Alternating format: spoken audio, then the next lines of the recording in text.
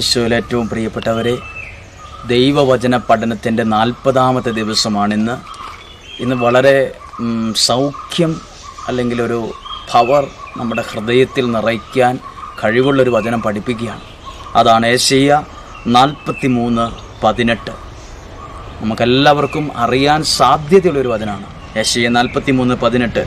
കഴിഞ്ഞ കാര്യങ്ങൾ നിങ്ങൾ ഓർക്കുകയോ പരിഗണിക്കുകയോ വേണ്ട. ഇതാ, ഞാൻ പുതിയ ഒരു കാര്യം ചെയ്യുന്നു, അത് മുളയെടുക്കുന്നത് നിങ്ങൾ അറിയുന്നില്ലേ? ഞാൻ വിജനദേശത്തൊരു പാതയും മരുഭൂമിയിൽ നദികളും ഉണ്ടാക്കും. ഇത് വായിച്ച് കേൾക്കുമ്പോൾ ഓർക്കും ഇതിനകത്ത് എന്താ പ്രത്യേകതയെന്ന്.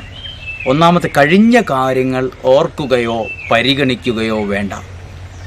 എല്ലാവരും തന്നെ ഓരോ കാര്യങ്ങളെക്കുറിച്ചും കഴിഞ്ഞ കാര്യങ്ങളെക്കുറിച്ച് ഓർത്തും അതിനെ ശ്രദ്ധിച്ചും ഉള്ള ജീവിതം കൂടെ കൂടുതൽ ഇരുട്ടാക്കിക്കൊണ്ടിരിക്കുകയാണ് പലരുടെയും ജീവിതം പരിശോധിക്കുമ്പോൾ കഴിഞ്ഞ കാര്യങ്ങളെക്കുറിച്ചുള്ള ദുഃഖം ഇന്നുള്ള പല നന്മകളെയും ഇരുട്ടാക്കുകയാണ്. ദൈവവചനം, ദൈവം തന്നെ ഇതാ നിങ്ങളോട് പറയുന്ന കാര്യമാണ്. യെശയ്യാ 43:18. കഴിഞ്ഞ കാര്യങ്ങൾ ഓർക്കരുത്, അത് പരിഗണിക്കരുത്. എന്നിട്ട് അടുത്ത വാക്ക് നോക്ക്, ആശ്വസിപ്പിക്കുകയല്ല, ഇതാ പുതിയ ഒരു കാര്യം ഞാൻ ചെയ്യാൻ പോകുന്നു, അത് മുളയെടുക്കുന്നു. അപ്പോൾ വളരെ ചെറുതാണ്. മുളയെടുക്കുന്നത് നിങ്ങൾ കാണുന്നില്ലേ? അടുത്ത വാക്കിങ്ങനെയാണ്, ഞാൻ വിജനദേശത്തൊരു പാത, മരുഭൂമിയിൽ നീരുറവയും മരുഭൂമിയിൽ നദികളും ഉണ്ടാക്കും. അപ്പം നമ്മുടെ അവസ്ഥ വളരെ എങ്ങനെയായിരിക്കും അറിയോ? വിജനപ്രദേശം പോലെയും മരുഭൂമി പോലെയുള്ള അനുഭവങ്ങൾ നമുക്കുണ്ടാവും.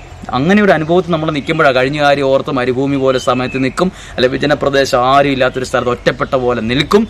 പക്ഷെ ദൈവത്തിനെ നോക്ക്, ഏതവസ്ഥയിൽ എവിടെ നിന്നാലും അവിടെ ഞാൻ നദികളും ഉണ്ടാക്കും, അവിടെ ഞാൻ നിങ്ങളെ അനുഗ്രഹിക്കും എഴുതിയിരിക്കുകയാണ്. കഴിഞ്ഞ കാര്യങ്ങൾ ഓർക്കരുത്. ഇപ്പം നമ്മുടെ ജീവിതത്തിൽ ആരെങ്കിലുമൊക്കെ കുറേ ദുഃഖങ്ങൾ പറയുകയാണ്, നിങ്ങളുടെ കുടുംബക്കാർ പറയുകയാണ്, അല്ലെങ്കിൽ നിങ്ങളുടെ സുഹൃത്ത് പറയുകയാണ്, എനിക്ക് ഭയങ്കര ദുഃഖമാണ്, എനിക്ക് ജീവിക്കണമെന്ന് തന്നെ ആഗ്രഹമില്ല.